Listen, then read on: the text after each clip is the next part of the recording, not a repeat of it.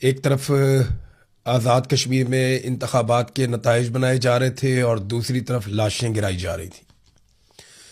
ये हम मकबूजा कश्मीर के बारे में हमेशा खबरों में सुनते आए थे कि इलेक्शन हुआ मकबूजा कश्मीर में और लाशें गिरा दी गई।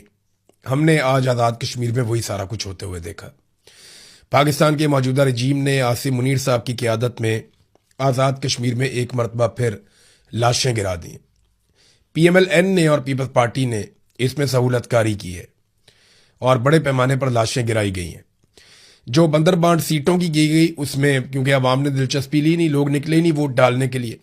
अब वो जो बैग इन्होंने पहले से भर के रखे हुए थे उन्हीं की गिनती शिनती करके इन्होंने नताइज जारी कर दिए हैं।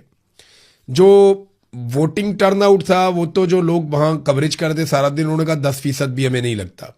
लेकिन अगर हम बहुत भी बढ़ा के बयान करें तो हम 15% कह सकते हैं। इससे ज्यादा लोगों ने निकल के पोलिंग स्टेशन तक आने की जहमत ही नहीं की। तो अवामी सतह पे तो मुकम्मल तौर पे एक बाइकॉट नजर आया जो आज़ाद कश्मीर में इलेक्शन हुआ।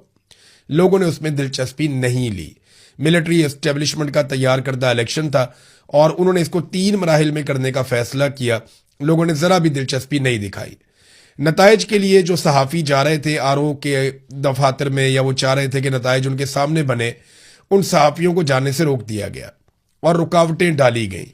फिर उसके बाद अपनी मर्जी के नताइज बनाए गए। अब तक की इतला के मुताबिक नून लीग और पीपल्स पार्टी में सीटें बांटी गई हैं। कुछ 8 के करीब सीटें कह रहे हैं कि नून लीग को दे दी हैं, 7 या 8 अभी तक, और कुछ 4-5 पीपल्स पार्टी को दे दी हैं। एक आदि की जो है वो भी रह जाएगा, उसका भी आ जाएगा नतीजा तो पता चल जाएगा। बहरहाल ये इन्होंने आपस में बंदर बांट कर ली है।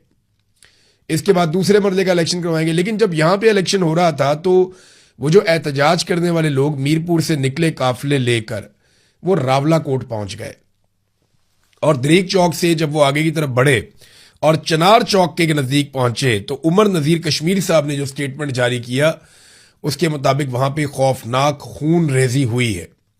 कश्मीर को पाकिस्तान की शारक कहा जाता है और उस पर खुद ही छुरी चला रहे हैं और चलाने वाले भी कोई बाहर से नहीं आए, हमारी अपनी सिक्योरिटी फोर्सेज हैं।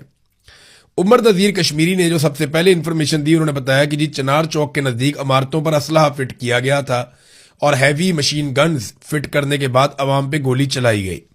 रेंजर्स ने गोली चलाई है जो उन्होंने बताया।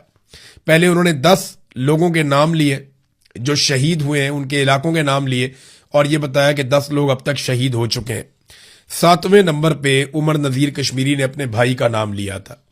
फिर कुछ देर के बाद इतला आती है, एक और साहब बताते हैं कि जो शहादतें हैं उनकी तादाद 14 हो गई है। और अब जब मैं ये वीलॉग रिकॉर्ड कर रहा हूं तो अभी जो ताज़ा तरीन इतला आई है उसके